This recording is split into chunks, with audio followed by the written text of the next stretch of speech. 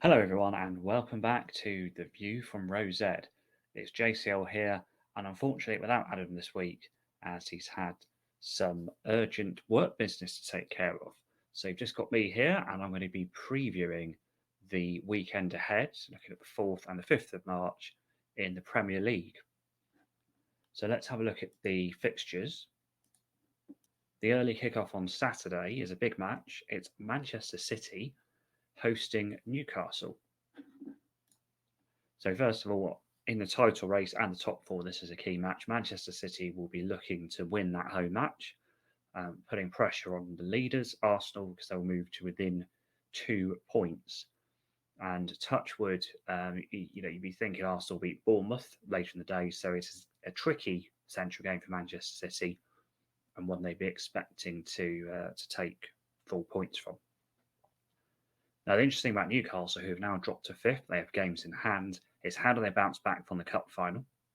And also the fact they've only let in 15 goals in 23 matches and only lost 2 matches, which is incredible. So they've lost less matches than Arsenal, less matches than Man City.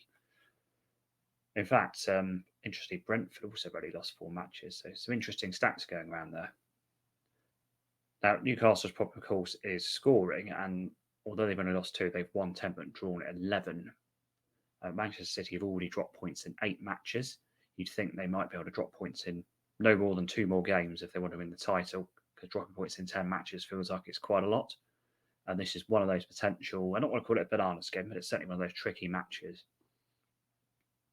I think if Manchester City score first, I think they'll win easily, because Newcastle don't have that threat. But if Newcastle are able to keep it tight for a while, or indeed score first, then it'll get very interesting. But I do think that Manchester City will edge that match. So going through the Saturday 3 p.m. kickoffs, we've got Arsenal against Bournemouth. And that feels to me like that should be a nailed-on touchwood. It's as easy as you can get home win. Bournemouth 19th. They've only scored 22. They've let in 48, which is far and away the worst defence in the division.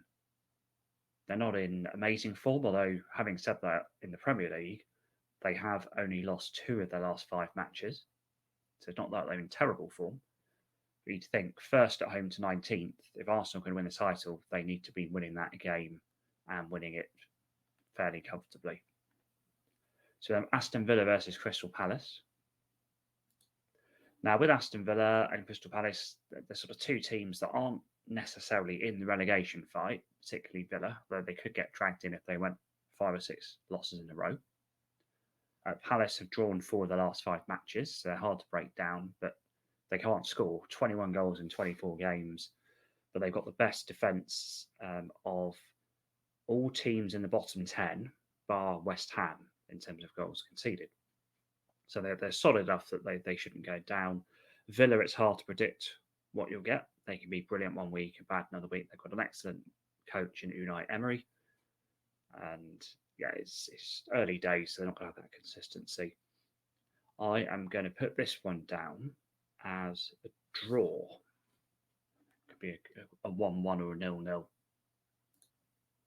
Brighton, I think, will have an interesting game against West Ham. That's one of those matches that could easily go either way. Brighton in 8th, only lost 7 all season. West Ham, of course, in 16th, only won 6 all season, but they have only lost 1 of their last 5 league matches, so they are improving. They should have knocked Manchester United out of the FA Cup recently as well, but lack of finishing. It's one of those where it's going to be a 1-1 or a 2-1. I'm going to go for... I think I'm going to go for Brighton win here. In fact, no, I'm going to go for a draw. Go for a draw. Chelsea v Leeds. I mean, Chelsea got to win that, and I think they will. It's certainly a potential upset given Chelsea's form and the unpredictability of Leeds, but I do think Chelsea will win that match. They just have too much quality on the pitch. And then Wolves against Tottenham. Wolves have beaten Tottenham several times in the Premier League over the last 5 years. Tottenham, of course, in that coveted 4th position, with the possibility of their closest challengers, Newcastle, dropping points at Man City. So a win for them would certainly solidify that 4th spot. For what it's worth, my prediction is either Tottenham or Liverpool to get 4th. I don't think Newcastle will. It's going to be very, very tight. I just have this feeling that Tottenham will edge it, although you can never quite bank on them as they've lost 8 matches already, which is as much as anyone in the top 9. Wolves, they look a bit better since their new manager, but again, scoring is their problem. So you think, I'm going to put for a Tottenham win here. Although they are away, so you never be quite sure. And then the late kick-off on Saturday, Southampton beat Leicester. Southampton, bottom, 1 win in 5, 4 defeats in the last 5 in the league. Leicester, 2 wins, 1 draw and 2 defeats in the last 5, but those 2 defeats have been the last 2 games. I mean, it's hard to pick a winner here. I'd probably pick Leicester. And then we get to Sunday. Forest v Everton. That's a massive game. People have kind of not spoken about Forest much recently. They've certainly done quite well, but they are only 4 points ahead of the relegation zone. Ahead of Everton, in fact. So a win for Everton would pull Forest back down into it. I think Forest are in the mix, and I do think they might be that third team to go down. I think it'll be Southampton, Bournemouth, and one other. My gut's saying Forest, but it could easily be Wolves or Leeds as well. I think they're 2 teams in trouble.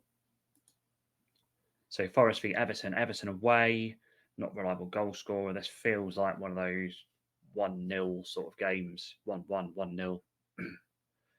I'm going to go for, I think this is going to be a 1-1 game. And then the biggie on Sunday afternoon, Liverpool v Man United. One of the biggest matches in world football. Big rivalry. Liverpool improving in the league, 10 points for the last 4 games. Man United looking very good, 10 points for their last 4 games. It's very hard to pick a winner here. Liverpool are at home. Man United are very dangerous. I'm going to go for, I think this will be a draw. I think it's a draw. It's a guess. It could go any way. Any 3 results are possible. Yeah, draw. Gut's telling me draw on that one. And then the Monday night match, is it a good one?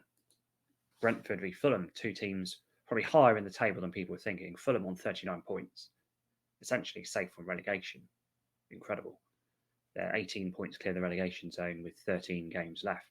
So they certainly aren't going down. And their Premier League form is 2 wins and 2 draws in the last 4 matches. And then Brentford, they're unbeaten in 10, 11 games? 2 wins, 3 draws in the last 5. This, again, could go either way. I think, they've got so similar records, haven't they? Goals scored, they're within 1 goal of each other. Goals against them in 1 goal of each other. Brentford don't lose much. I'm going to go with a Brentford win here. So if I go down for the score predictions to round off the review, and I'd love to hear what your score predictions are. Do share those with us. Say Man City, I think 3-1 Newcastle. Arsenal, I think 2-0 Bournemouth. In fact, I'm going to give it 2-1. Arsenal 2-1 Bournemouth. Don't keep many clean sheets at home. Villa Palace, let's go with 1-1. Brighton West Ham 1-1. In fact, no, 2-2. Let's go 2-2. Chelsea Leeds 2-0. Wolves Tottenham 0-3. Southampton Leicester 1-2. Forest Everton 1-1. And then Liverpool Man United 2-2. And Brentford Fulham 1-0. That rounds off the View from Rosehead podcast for the weekend preview. Thanks for listening. Catch you on the next one.